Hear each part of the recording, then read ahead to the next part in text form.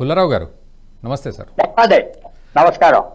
పుల్లారావు గారు, మనం ఇక్కడ ఈ హైడ్రా అనే కాన్సెప్ట్ని తీసుకున్నాం సార్. అంటే ముఖ్యంగా ఇక్కడ వ్యూవర్స్కి కూడా నేను క్లారిటీ ఇచ్చేది, వెంకట్ గారు నేను చెప్పే దాంట్లో ఏమైనా కరెక్షన్స్ ఉంటే కూడా చెప్పండి. సో ఒకటి ఏంటి అంటే 4వ మహానగరాన్ని తయారు చేస్తాం. ఇప్పుడు హైదరాబాదు, సికింద్రాబాదు ఏ విధంగా అయితే ఉన్నాయో సైబరాబాదు, ఆ తర్వాత 4వ మహానగరాన్ని తయారు చేస్తామని చెప్పి రంగారెడ్డి జిల్లాకు సంబంధించి బిగిరికంచ దగ్గర అని చెప్పి ఒకటి. రెండోది ఈ మున్సిపాలిటీల విలీనం, గ్రామ పంచాయతీలు మున్సిపాలిటీల్లోకి, మున్సిపాలిటీ కాస్త జీహెచ్ఎంసీలోకి విలీనం అనే ఒక ప్రక్రియ.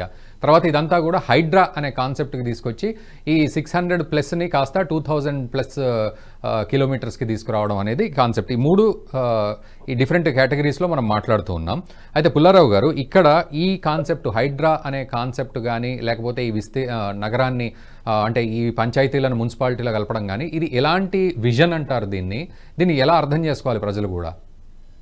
ఒకటి హైడ్రా అంటే గ్రీక్ మిథాలజీ నుంచి 5 తలకాయల 6 తలకాయల రాక్షసి మాన్స్టర్. అది మనం హైడ్రా ఏం మొనగాడు పెట్టాడో నాకు తెలియదు. హైడ్రా ఫేమస్ 5 తలకాయలు 6 తలకాయలు ఒకటి క్షమించాలి, సడన్ గా వచ్చాను షోకి.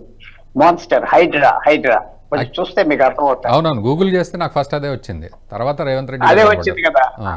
హైడ్రా అంటే పాప అది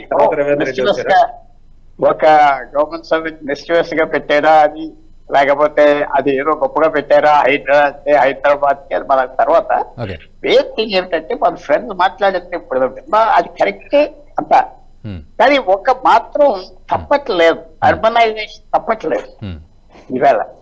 అంటే ఇది మంచిదా చెడుదా అంటలేదు. ఇవాళ చైనా అర్బనైజేషన్ స్టార్ట్ చేసాక 80 నుంచి ఫోర్స్ఫుల్ గా అర్బనైజేషన్ చేశారు. ఫోర్స్ఫుల్ గా అంటే అక్కడే ఉద్యోగాలు దొరుకుతాయి, అక్కడే అపార్ట్మెంట్స్ దొరుకుతాయి, అక్కడే స్కూల్స్ ఉన్నాయని చేసాక ఒక్కో వ్యక్తి చైనీస్ ఆర్థిక వ్యవస్థకి కాంట్రిబ్యూట్ చేసేది 20 సార్లు పెరిగిపోయింది. పల్లెటూరులో ఎంత కాంట్రిబ్యూట్ చేస్తాడో సిటీలో అంత చేయడం జరిగింది. 20, 30, 40 సార్లు.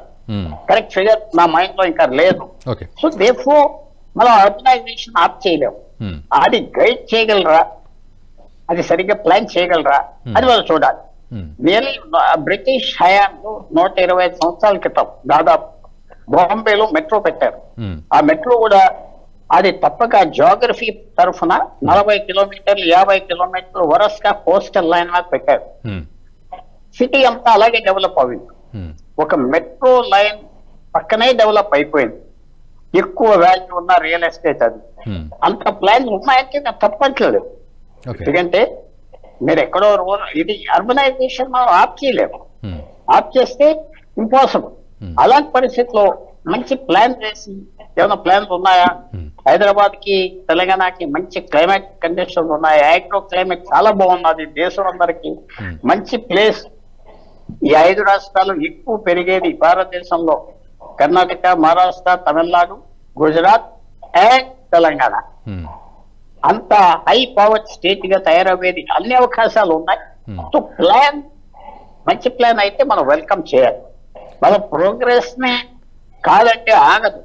ప్రోగ్రెస్ ఆగదు కదా, మార్పు ఆగదు కదా, ఆగేది లేదు కదా. సో అది మనం ఎలా డైవర్ట్ చేయాలి? ఇలాంటి డిబేట్స్ ద్వారా ఎలాగ ఇన్ఫ్లుయెన్స్ చేయాలి, అది చాలా ఇంపార్టెంట్. ఇలాంటి డిబేట్స్ ఆ సబ్జెక్ట్ మీద ఎంత ఈ నాలెడ్జ్ అంతా ఈ పబ్లిక్ మైండ్ లోకి వచ్చాక అలా జరుగుతున్న కొన్ని ఐడియాస్ కూడా మారిపోతాయి. ఈ డిబేట్ వల్ల ఐడియాస్ మారిపోతాయి. అందువల్ల ఇది మనం చూడాలి. పుల్లారావు గారు, మీరు అన్నదానికి రాజేష్ కుమార్ గారు హ్యాండ్ రైజ్ చేస్తున్నారు. మీరు అన్నదానికి సంథింగ్.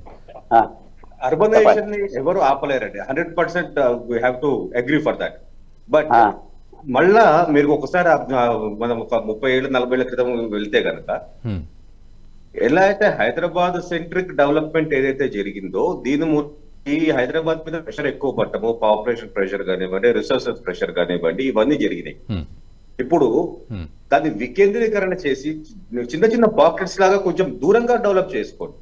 సిటీని పెద్దగా చేయటము, చుట్టుపక్కల ఉన్న ఊర్లను ఇందులో కలిపేయటం ద్వారా we are increasing the pressure on the city infrastructure. ఇప్పుడు వాళ్ళకి పబ్లిక్ ట్రాన్స్పోర్ట్ కానివ్వండి, ఇంకోటి కానివ్వండి, వేయటం చాలా ఇబ్బంది అయిపోతుంది. ఇప్పుడు మీరు అన్నట్టు వాళ్ళు మెట్రో లైన్ వేసుకున్నారు, అక్కడ కోస్టల్ లైన్ మెట్రో లైన్ వెంబడి వచ్చింది. అలా ఇప్పుడు ఔటర్ రింగ్ రోడ్ ఉన్నది కాబట్టి ఔటర్ రింగ్ రోడ్ చుట్టూ ఉన్న దాని లోపల అన్ని కూడా మెట్రో హైదరాబాద్ లో కలిపేస్తాము అనుకుని కలపడము పాలనా పరంగా maybe good, easy to govern.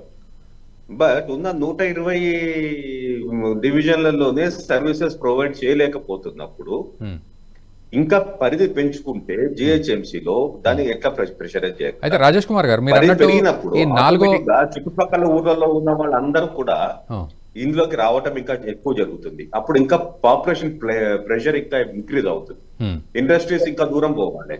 ఇవన్నీ కూడా ఆలోచించుకోవాలి. దానికన్నా వికేంద్రీకరణ always good. Urbanise Karimnagar, urbanise Siddipet, urbanise Gajwel, urbanise Sangareddy.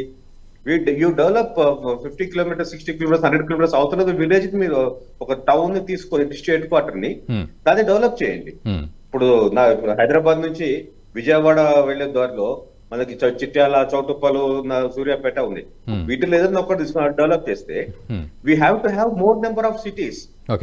Definitely మన ప్రజలు అందరూ everybody wants to have certain facilities. ఒకటి దగ్గర క్రియేట్ చేయడం మూలంగా మీకు ఇబ్బంది అవుతుంది.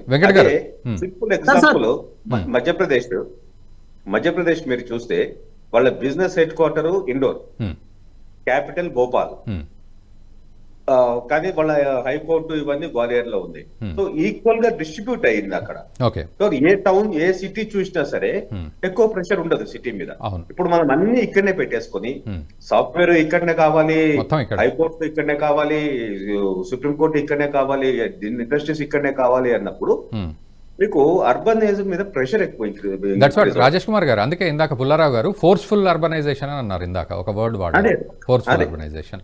ఈ వీడియో మీకు నచ్చినట్టయితే లైక్ చేయండి, 10 మందికి షేర్ చేయండి. అలాగే కామెంట్ల రూపంలో మీ అభిప్రాయాలను మాతో పంచుకోండి. Nationalist hub group of channels ను సబ్స్క్రైబ్ చేసుకుని తెలుగునాట జాతీయవాద జర్నలిజాన్ని ప్రోత్సహించండి. ఈ వీడియో కింద ఉన్న బెల్ ఐకాన్ పై క్లిక్ చేయడం మర్చిపోవద్దు.